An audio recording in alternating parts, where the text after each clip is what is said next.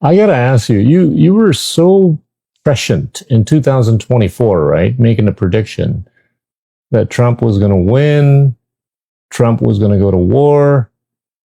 Then, well, you made the third prediction that, the U.S. was going to lose. Did you have all this in mind in 2024, early 2024, when you said all those things? I can't really see the specifics, okay, but I do see the broad contours, the broad outlines. And I hate to say this, but this is the way that all empires behave when they decline and demise, okay? So you look at the Roman Empire. What were some common trends during the Roman Empire when it collapsed? Well, civil war, right? The elite overproduction, the civil war between Caesar and Pompey, and then between Mark Antony and Augustus Caesar, okay? So civil wars are a very common feature of empires in decline. Wars overseas for no particular reason. That happens a lot.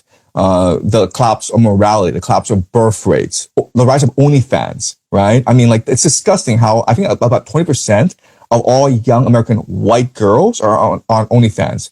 I don't remember the specific statistic, but it's something that absurd, okay?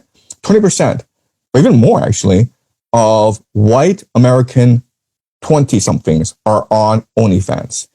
So that just shows you the complete collapse of morality. Then you have this DEI thing where, okay, like, you celebrate transgender. I'm not saying there's anything wrong with that, but it just shows you the degradation of morality in America and the focus on like these absurd topics. Economic collapse, debt, slavery, inequality, corruption. Okay. So America is going through a classic imperial demise phase. And if you just read history, you're able to pretty easily project how America will behave, okay? So a very common concept is hubris, where America will make a mistake, and rather than admit this mistake, it'll just double down and do something more stupid. So I knew exactly that, look, if Russia's going to win this war in Ukraine, America has to respond by starting a war somewhere else. You can't do a war against China because China has nuclear weapons. It will destroy the global economy. If you go to war against South America, what's the point of that? That doesn't impress anyone. So you just look around the map, and the only country that fits the criteria for how an empire can reassert itself by starting a war is Iran. Iran doesn't have nuclear weapons. It's a very powerful nation, and it has a lot of oil resources. And so America went to war against Iran because it wanted to reassert its empire. So just through game theory, just through some basic historical analysis, you can make certain projections. But what I cannot do is focus on specifics, right? So like the individual players, like who are they and what do they want? I don't know that. I don't know the timeline. Like I predicted that ground troops would be sent in March 2027, but after a 6-month air bombardment campaign, and now they're even talking about sending ground troops like, a week from now or something like that, something absurd. Okay, so things are happening much faster than I originally anticipated. So I can't really see these things, but the broad strokes, I mean, like if you're just a student of history and if you just look at things from a very rational, emotionalist perspective, you come to some pretty uneasy conclusions, very disturbing conclusions. But the problem is that as humans, we don't want to face these disturbing conclusions, right? We want to live our lives. We want to be happy. We want to feel good about ourselves. We don't want to be thinking like, oh my God, the world can end tomorrow. I mean, yeah. For the Iranians, not losing is a victory. Right. Now, would you argue that there has been a miscalculation on the U.S.'s side?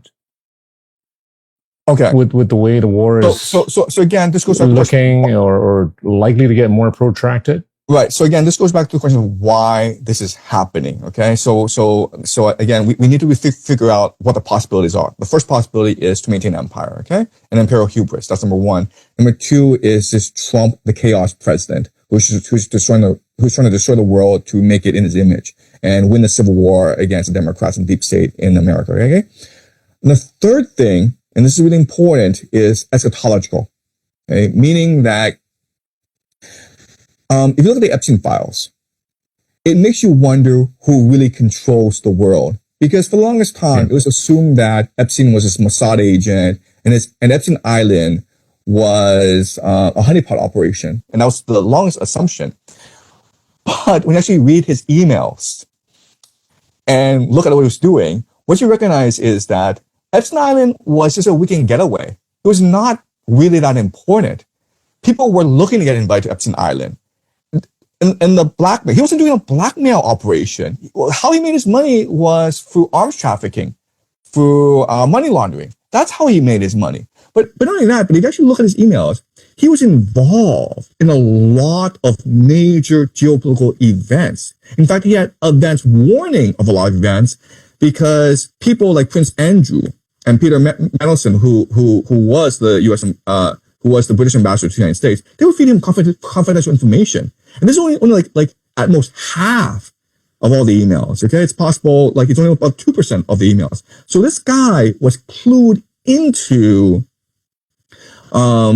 major geopolitical events. One thing that he said in the email that's very important is he was talking about how it's important to get ahead of geopolitical events, right? If you want to be an investor, if you want to make a lot of money, you need to get ahead of geopolitical events. They're going to come, but you have to time it right to make a lot of money. And then of course, this leads to the idea that, you know what, you can also manipulate geopolitical events so that you can make a lot of money. You can't stop geopolitical events from happening, but you can accelerate them in a way to time your investment, right? So the classic example, of course, is Polymarket, where, you know what, the 12th Day War, the Maduro kidnapping, this war right now in Iran, you always had a person or persons on Polymarket make a killing because he or she had some inside information. So this game is rigged. And so my point is that our idea that the nation state is the constituent body of the world is wrong.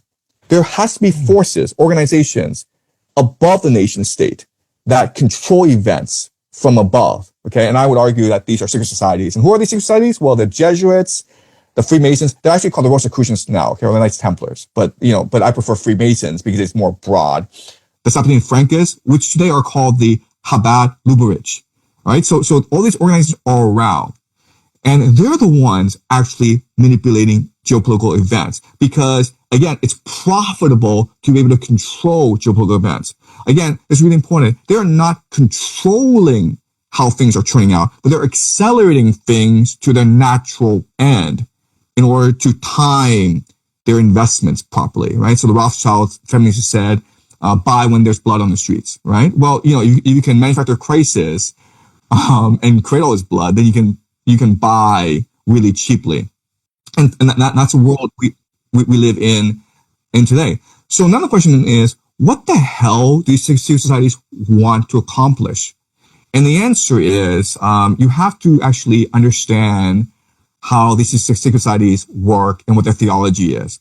But basically, to put it in very simple terms, okay, they want to use the end of empire as an opportunity to usher in the end times, which will force God's hand and enable the creation of the Messianic age, heaven and earth, a one world government, which will forever bring peace and stability to the world. But first and foremost, there has to be an age of tribulation, years and years, possibly decades and decades of endless war, endless conflict, endless suffering. The economy has to collapse.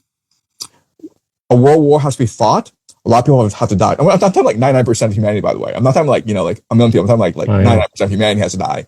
Okay. So that is a possibility. Okay. And again, I don't know for a fact this is happening, but I'm just saying like, we have to consider this possibility that all this is eschatological. And there are these secret societies behind the scenes who are manipulating us into these events. They're not manipulating, they're accelerating events. That would happen. But, a fall of empire doesn't happen in 1 year. A fall of empire takes centuries, right? So the Roman Empire was basically in decline after Augustus Caesar, but it took like 300 years before it actually went away. And it's possible, if the American Empire is allowed to just follow a natural course of history, it might be another 200 years before the actual empire collapses. But these people, these societies are like, why wait, man? What's the point of having this slow death? Wouldn't it be better for humanity if we ended this right away so that we can move into a new age of peace and prosperity? Because at the end of empire, it's painful for everyone. So it's almost like mercy, an act of mercy, where an animal is dying on the ground, right? The animal's not going to live, so just shoot it to death, man. That's like literally how they think. The world is dying.